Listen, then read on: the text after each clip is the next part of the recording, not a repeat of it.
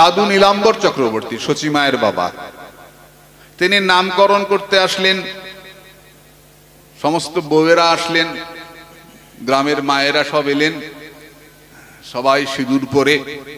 তখনকার দিনে তো মায়েরা সিঁদুর পড়তো, এখনো কেউ কেউ পড়ে আর কি। হ্যাঁ, কেউ কেউ পড়ে, কেউ কেউ পড়ে ভালোভাবে পড়ে, কেউ কেউ হালকা চুলের ফাঁক দিয়ে একটু বিন্দু একটু দিয়ে রাখে। বেশি বড় সিঁদুর দিলে আবার অন্য ছেলেরা তাকাবে না, এটাও সমস্যা আছে। তার জন্য বড় সিঁদুর দেওয়াও যায় না, কারো আবার কপালে চুলকোয় সিঁদুর দিলে।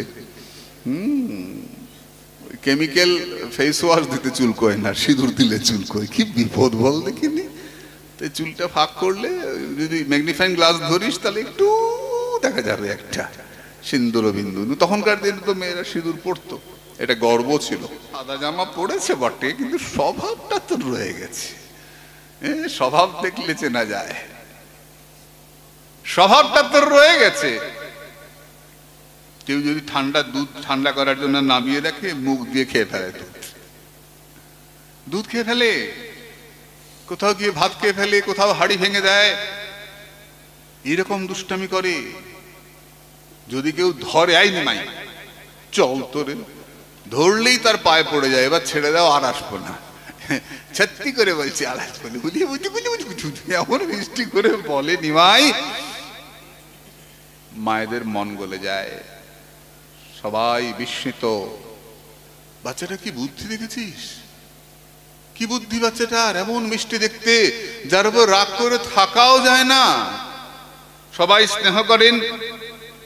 এই মতো রঙ্গ করে বৈকুণ্ঠের রায়, স্থির নহে একঠাই বুলয়ে সদায়।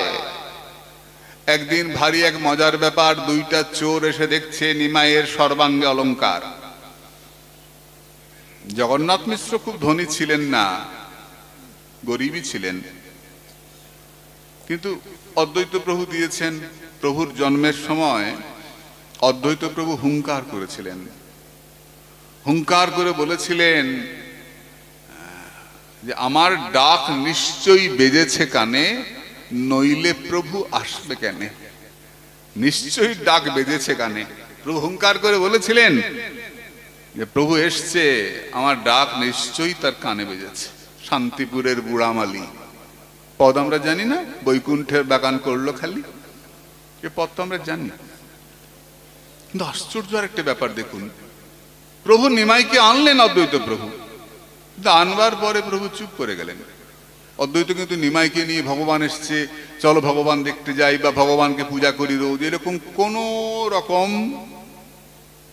উৎসাহ দেখালেন না, কোন রকম ভাবে প্রকাশ দেখা যাচ্ছে না। নিমাই অদ্বৈত প্রভুর ঘরে যেতেন, বিশ্বরূপ যখন পড়তে যেতেন অদ্বৈত প্রভুর কাছে, নিমাই অদ্বৈত প্রভুর ঘরে যেতেন দাদাকে ডাকবার জন্য।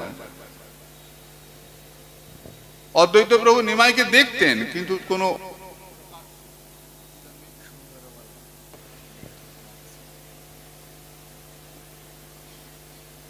একদিন দুই চোর প্রভুর গায়ে অলংকার, অদ্বৈত প্রভু স্ত্রী সীতা দেবী দিয়েছেন, অন্যান্য সকলে দিয়েছেন, তো অলংকার পরে নিমাই ঘুরে বেড়ায়। দুটো চোর প্রভুকে কাঁধে নিয়ে ঘুরতে আরম্ভ করলো।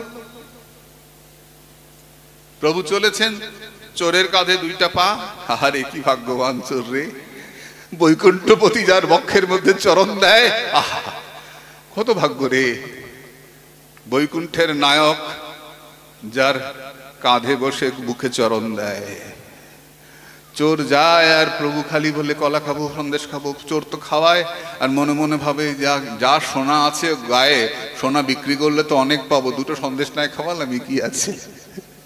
দেখো দেখো কাণ্ড, তার সেবা করা হচ্ছে, প্রভু সেবা করিয়ে নিচ্ছেন। বৈকুণ্ঠের নায়ক বৈকুণ্ঠপতি সেবা করিয়ে নিচ্ছেন। চোর যায় আর লোকজন দেখলো যে বাড়ির সামনে নামিয়েছে ওটা জগন্নাথ মিশ্রেরই বাড়ি। জগন্নাথ মিশ্র দরজা খুলে বেরিয়ে এলেন, বাপ কোথায় ছিলি? চোর তখন পড়ি কি বড়ি করে দৌড়চ্ছে। হায় রে প্রভুর লীলা, হায় রে প্রভুর খেলা, লীলাময়ের লীলা। এতক্ষণ ঘুরে বেড়িয়ে চোরের উপরে আরো বেশি করা, চোরকে ঠকিয়ে খাওয়া, ভাবতে পারো চোরের কাছ থেকে নিয়ে খাওয়া কত বড় চোর। তার জন্য লেখা হয়ে গেল চৌরাগ্রগণ্যং পুরুষাং নামামি, যে ইহকাল পরকাল দুই কাল চুরি করে নেয়, যে নিজের বলতে কিছু রাখে না, সব চুরি করে নিয়ে যায়, সেই চোরকে প্রণাম জানাই। যাকে দেখার সঙ্গে সঙ্গে সব চুরি হয়ে যায়, প্রাণ শুধু ছিল বাকি তাও বুঝি যায় সখী। সখী রে, সব তো গেছে, ধৈর্য কুলশীল মান সবই তো গেছে রে সখী, শুধু প্রাণটা বাকি ছিল, প্রাণ শুধু ছিল বাকি তাও বুঝি যায় সখী। যাকে দেখার সঙ্গে সঙ্গে সব চুরি হয়ে যায়, সেই চোর শিরোমণিকে আমরা প্রণাম জানাই। চোরের কাছ থেকে যে আদায় করে,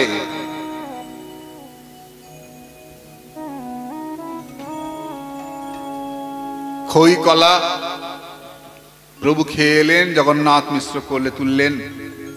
কোথায় ছিলি বাবা? প্রভুকে কোলে নিয়ে গেলেন।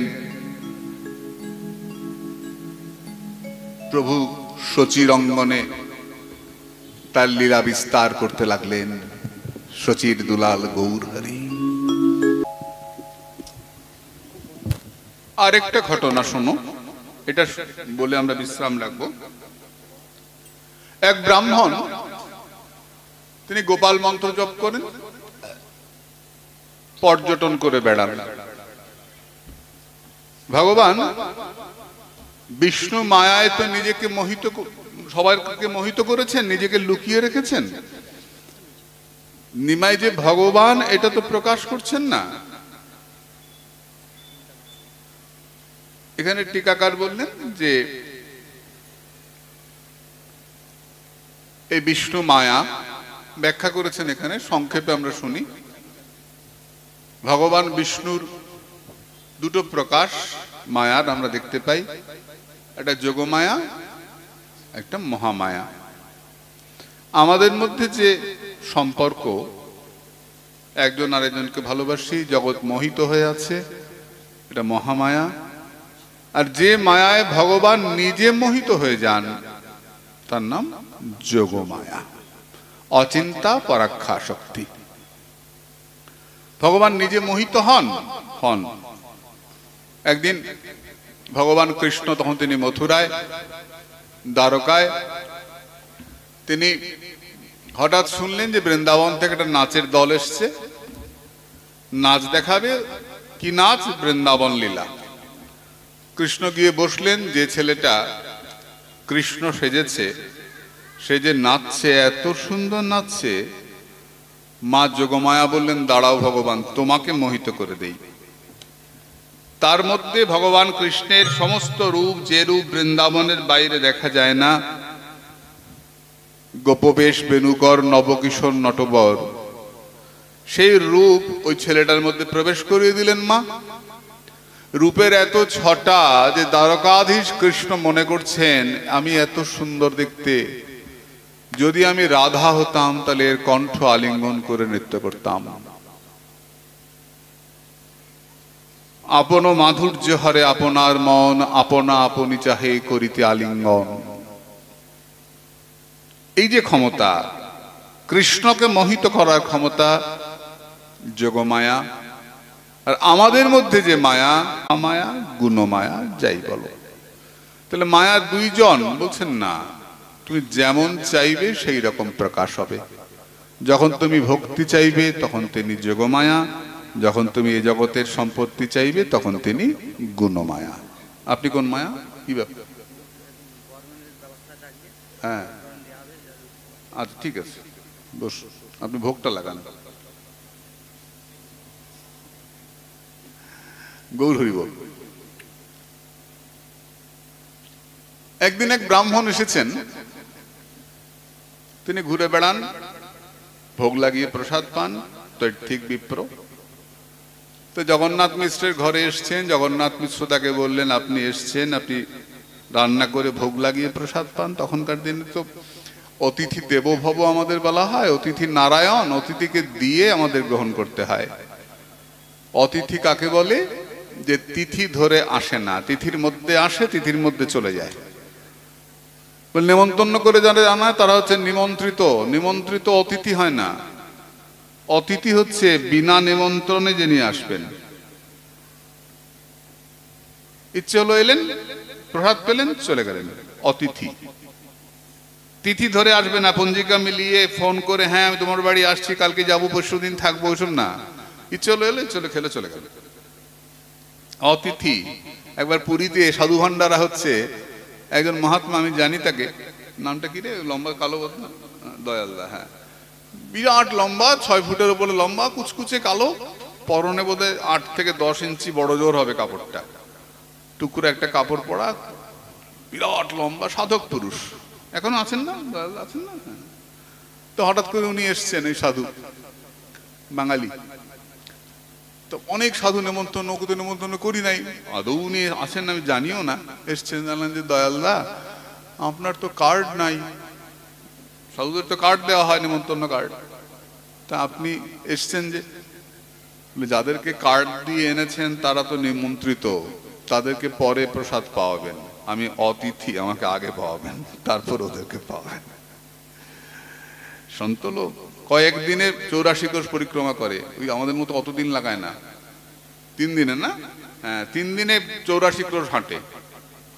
কি লম্বা লম্বা পারে বাবা, কি আর লম্বা সাধু। ওই টুকরো কাপড়, খালি গাছ, চললো একবারে কালো কুচকুচে, বিরাট চেহারা, লম্বা, কুচ মোটা তা নয়, পাতলা চেহারা, লম্বা সাধু। সবাই কি আমার মতো ভোগী নাকি? সাধু আছে জগতে, গৌর হরি বল। পাঁশকুড়ার লোক, ও বড়দা বলছে পাঁশকুড়ার লোক, পাঁশকুড়ায় বাড়ি, আগে বাড়ি ছিল। জয় গৌর। তো অতিথি, এই ব্রাহ্মণ এসছেন, জগন্নাথ রান্নার ব্যবস্থা করলেন, ব্রাহ্মণকে পাওয়াবেন, তারপর সবাই পাবেন। ব্রাহ্মণ রান্না করলেন, ভোগ লাগালেন, মনে মনে গোপালকে চিন্তা করছেন, এসে গেছেন আমার ভগবান সাক্ষাৎ, এসে অন্ন নিয়ে মুখে, যেই মুখে দিলেন ব্রাহ্মণ চিৎকার করে হায় হায় হায় হায়, খেয়ে ফেললো, আয় রে ভোগের অন্ন নিয়ে নিল, যা খেয়ে ফেললো। সকলে মিলে ছুটে এলেন, নিমাইকে কোলে করে নিয়ে গেলেন। কখন যে ল্যাংটা এসে গেছে, এসে খেয়ে ফেলেছে কে জানে। ব্রাহ্মণ চোখ বন্ধ করেছিলেন, হায় হায় হায় সর্বনাশ, অতিথির খাওয়া হলো না। জগন্নাথ মিশ্র বড় আদর করে বলছেন যে আপনাকে নিবেদন, আপনি আরেকবার করুন, এটা কি হলো আপনার বাড়িতে? হায় আমার কপাল, হায় আমার, এমন দুষ্ট ছেলে আমার, ব্রাহ্মণ এসছেন তাকে খেতে দেয় না, কি করা? আরেকবার রান্না করুন। ব্রাহ্মণ বলছেন যে একটু ফল যা আছে ফলমূল দিয়ে দাও। বল না, এটা হয় না, আপনি এসছেন। আবার পরিষ্কার করা হলো, আবার বাসন মাজা হলো, সব গোবর দিয়ে নেকানো হলো। ব্রাহ্মণ আবার রান্না করেছেন, সন্ধে লেগে গেছে, দ্বিতীয়বার রান্না, সন্ধে হব, ভোগ লাগিয়েছেন, চোখ বন্ধ করে ভগবানকে ডাকছেন, ভগবান এসে হাজির, সাক্ষাৎ ল্যাংটা ভগবান এসে হাজির। কি করা বলো দেখি। আবার ভাত নিয়ে মুখে, আবার ভাত নিয়ে মুখে। ব্রাহ্মণ চিৎকার করে উঠলেন, হায় হায় হায়।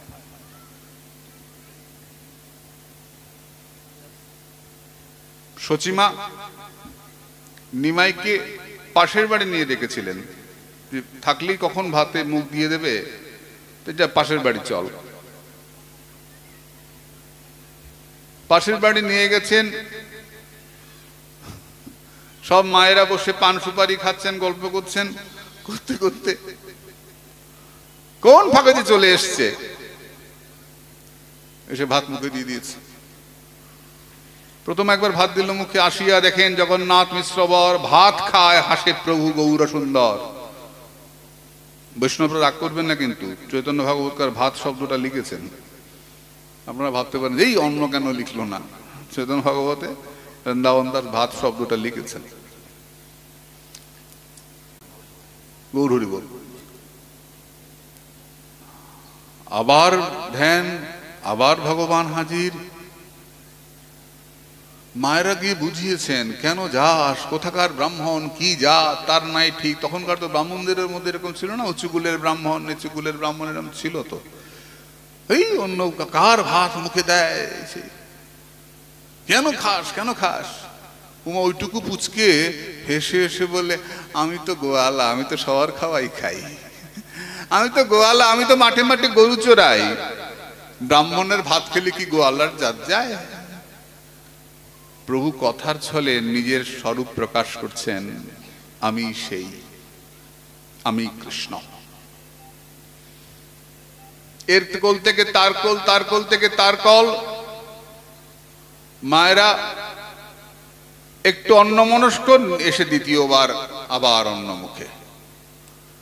ব্রাহ্মণ চিৎকার করে উঠলেন, জগন্নাথ মিশ্র লাঠি নিয়ে ধাওয়া করেছেন। মা বুকে করে আগলেছেন, সবাই বলছেন কি কি মারো কেন, মারো কেন, ওইটুকু বাচ্চা, ওর কি বোধ আছে? কখন কি মুখে দিতে হয় না মুখতে হয় জানে ওইটুকু বাচ্চা, মারো কেন, মারে কেন, আজকে মার বই। লোকে মেরে তোমার কি লাভ হবে জগন্নাথ? কেন মারবে ওকে, কি লাভ হবে? ভালো মন্দ জ্ঞান নাহি উহার শরীরে, পরম অবোধ যে এমন শিশু মারে, এমন শিশুকে মারে। ও বোঝে কোনটা ভালো কোনটা মন্দ, কে অতিথি কে অতিথি নয়, কার ভাত মুখে দিতে হবে, ভাত দেখে মুখে দিয়ে দিয়েছে। কেন মারো, কেন মারো? ব্রাহ্মণ ছুটে এসছেন, জগন্নাথ মিশ্রের হাতে ধরেছেন, মারবেন না আপনি, মারবেন না, ভগবত ইচ্ছা, যার কপালে খাওয়া আছে সে তো খাবার পাবে। আজকে আমার নাই খাবার, আজকে আমার কপালে অন্ন নাই, তাই অন্ন পাবো না আপনি। জগন্নাথ মিশ্র মাথা নিচু করে আছে, কি লজ্জা। দুইবার ব্রাহ্মণ রান্না করলেন, সন্ধে লেগে গেছে, তাও আমার ছেলেটা এমন ভাত এসে মুখে দিয়ে দিল। কি করা যায়? এমন সময় বড় ভাই বিশ্বরূপ এসছেন। বিশ্বরূপ দেখতে খুব সুন্দর ছিলেন। বিশ্বরূপ মিষ্টি করে এসে খুব বিনয় করে ব্রাহ্মণকে বলছেন, যদি আপনি কথা রাখেন, যদি আরেকটা বার রান্না করেন, আপনি মুখে কিছু না দিলে বাড়ির কেউ তো কিছু মুখে দেবে না, যদি আরেকটা বার রান্না করেন। বিশ্বরূপ এত সুন্দর করে বললেন, ব্রাহ্মণ কথা ফেলতে পারলেন না। আবার ঘর পরিষ্কার হলো, বাসন মাজা হলো, আবার রান্না বসলো, অনেক রাত, আরেক প্রহর চলে গেল। আবার ব্রাহ্মণ ভোগ বেড়েছেন।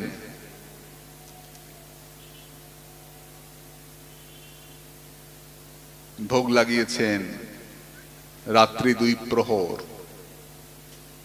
1.5 থেকে 2 প্রহর, মানে ধরো মোটামুটি 11টা, 10টা 11টা, 6 থেকে 9, 9 থেকে 12, 12 থেকে 3, হ্যাঁ 10টা 11টা, 1.5 থেকে 2 প্রহরের মাঝখানে ব্রাহ্মণ আবার রান্না করলেন, ভোগ লাগিয়েছেন। নিমাইকে পাশের বাড়ি নিয়ে দরজা বন্ধ করে রেখে মায়েরা পাহারায় থাকলেন, যেন কিছুতেই বেরিয়ে আসতে না পারে, যা দুষ্টু ছেলে। মায়েরা গল্প করতে করতে ঘুমিয়ে পড়েছেন। রাত্রে 10টা 11টা, গ্রামের মানুষ তো ঘুমিয়েই পড়ে। মায়েরা ঘুমিয়ে পড়েছেন, ব্রাহ্মণ ভোগ দিয়ে বসে চিন্তা করছেন ভগবান আসবেন। অন্ন উপস্কার করি সুকৃতি ব্রাহ্মণ, ধ্যানে বসি করিতে লাগিলা নিবেদন। জানিলে অন্তর্যামী শ্রী শচীনন্দন, চিত্তে আছে বিপ্রেরে দিবেন দর্শন। নিদ্রা দেবী সবারে ঈশ্বর ইচ্ছায়, মহিলেন সবেই যথেষ্ট নিদ্রা যায়, সবাই ঘুমিয়ে পড়েছে। যে স্থানে করেন বিপ্র অন্ন নিবেদন, আইলেন সেই স্থানে শ্রী শচীনন্দন। বালক দেখিয়া বিপ্র করে হায় হায়, আবার এসে পড়েছে রে, হায় হায়, আবার এসে পড়েছে। 3 বারের বার আবার এসে পড়েছে, হায় হায়। সবে নিদ্রা যায়, কেহ শুনিতে না পায়। ভগবানের এমন মায়া। নিমাই বলছেন, প্রভু কহে ওহে বিপ্র, তুমি তো উদার, তুমি আমার ডাকিয়ে আনো, কি দোষ আমার? তুমি আমাকে ডাকো, আমি আসি, আর তুমি হায় হায় করো আমাকে দেখলে। মোর মন্ত্র জপি মোরে করো আহ্বান, রহিতে না পারি আমি আসি তোমার স্থান। আমারে দেখিতে নিরবধি ভাব তুমি, অতএব তোমারে দিলাম দেখা আমি। যেই প্রভু বলেছেন, ব্রাহ্মণ অবাক হয়ে তাকিয়ে দেখছেন শঙ্খ চক্র গদা পদ্ম অষ্টভুজ রূপ। সেই ক্ষণে বিপ্র দেখেন অদ্ভুত, এক হস্তে নবনীত আর হস্তে খায়, আর দুই হস্তে প্রভু মুরলী বাজায়। শ্রীবৎস কৌস্তুভ বক্ষে শোভে মণিহার, সর্ব অঙ্গে দেখে রত্নময় অলঙ্কার। নবগুঞ্জ বেড়া শিখি পুচ্ছ শোভে শিরে, চন্দ্রমুখে অরুণ অধর শোভা করে। হাসিয়া দুলায় দুই নয়ন কমল, বৈজয়ন্তী মালা দোলে মকর কুণ্ডল। চরণবিন্দে শোভে শ্রীরত্ন নূপুর, নখমণি কিরণে অন্ধকার গেল দূর। এমন জ্যোতি বেরোচ্ছে চরণ থেকে, জ্যোতির্ময় বিগ্রহ। অপূর্ব কদম্ব বৃক্ষ দেখে সেই স্থানে, বৃন্দাবন দেখে নাদ করে পক্ষীগণে। গোপ গোপী গাভীগণ চতুর্দিকে দেখে, যত ধ্যান করে তাই দেখে প্রত্যেকে। পরতেকে সাক্ষাৎ দেখছেন, প্রত্যক্ষ দেখছেন ব্রাহ্মণ। নিমাই যেখানে ছিলেন সেখানে সাক্ষাৎ ভগবান কৃষ্ণ দাঁড়িয়ে আছেন। গোপ গোপীগণ, কত গরু, সেই বৃন্দাবন, সেই কদম গাছ। ব্রাহ্মণ আর সহ্য করতে পারলেন না, অজ্ঞান হয়ে পড়ে গেলেন। জোরে কেঁদো না, তোমাকে বলি শোনো, তুমি আমার জন্মে জন্মের কিঙ্কর, জন্মে জন্মে তুমি আমার দাস। তুমি আমাকে দেখতে চাও তাই তোমাকে আমি দেখা দিলাম। এর আগেও নন্দের ঘরে তোমাকে আমি দর্শন দিয়েছিলাম, তুমি নন্দের ঘরে অতিথি হয়েছিলে, আমি তোমার অন্ন পেয়েছিলাম। আমি আজ তোমায় দর্শন দিলাম, তুমি যেন কাউকে বলো না, কাউকে বলো না। আমি এসেছি কৃষ্ণ ভক্তি দান করতে, হরিনামের প্রচার করতে। প্রতি ঘরে ঘরে তুমি থাকো, আর অনেক কিছু দেখতে পাবে। কতদিন থাকো তুমি অনেক দেখিবা, এইসব আখ্যান এবে কারণা কহিবা। ব্রাহ্মণ অবাক হয়ে আছেন, চোখের জল। নিমাই চলে গেলেন। ব্রাহ্মণ প্রসাদ পাচ্ছেন, প্রসাদ পাবেন কি, সারা শরীরে প্রসাদ পড়ছে, আর চোখের জলে বুক ভাসছে। নাচে গায় হাসে বিপ্র করয় হুঙ্কার, জয় বাল গোপাল, জয় বাল গোপাল বলো বারবার। বিপ্রের হুঙ্কারে সবাই পাইলা চেতন। সবাই ঘুমিয়ে পড়েছিলেন, উঠে বসলেন। ব্রাহ্মণ প্রসাদ পেলেন। ব্রাহ্মণ মনে মনে ভাবছেন, বলে দেব নাকি, যা দেখেছি বলে দেব নাকি? না, প্রভু তো না করেছে, প্রভু আদেশ পালন করব না, বলবো না। সে ব্রাহ্মণ নবদ্বীপে রয়ে গেলেন, গুপ্ত ভাবে রয়ে গেলেন। গৌর দর্শন করবেন, গৌর লীলা দর্শন করবেন বলে প্রতিদিন আসেন জগন্নাথ মিশ্রের ঘরে, ভিক্ষা করেন। শুধু ভিক্ষা করতে আসেন না, গৌর দেখতে আসেন। আমার গৌর সুন্দর বাল্যলীলার ছলে সেই লক্ষ্মীকান্ত বৈকুণ্ঠনাথ এমনি করে কৃপা করলেন ব্রাহ্মণকে। ত্রেতা যুগে হইয়া যে শ্রীরাম লক্ষণ নানা মতো লীলা করি বধিলা রাবণ, হইয়া দাপর যুগে কৃষ্ণ সংকর্ষণ নানা মতে করিলেন ভুভার হরণ। মুকুন্দ অনন্ত যারে সর্ববেদে কহে, শ্রী চৈতন্য নিত্যানন্দ সেই সুনিশ্চয়ে। শ্রীকৃষ্ণ চৈতন্য নিত্যানন্দ চান্দ জানো, বৃন্দাবন দাস তছু পদযুগে গান। ইতি নামকরণ নাম চাপল্য বিলাসাদি বর্ণন নাম তৃতীয় অধ্যায়। আজকে আমাদের এখানেই বিশ্রাম। এখন আরতি হবেন। আগামীকাল 7টার মধ্যে মা আপনারা সবাই চলে আসবেন। তারপরে শীতলা মায়ের গান শুরু হবে, কাজে আমাদের 7টা থেকে শ্রীপাঠ শুরু হবেন আগামীকাল। তারপরে পরবর্তী সূচনা আবার কালকে বলে দেব কি সূচনা হয়। জয় গৌর।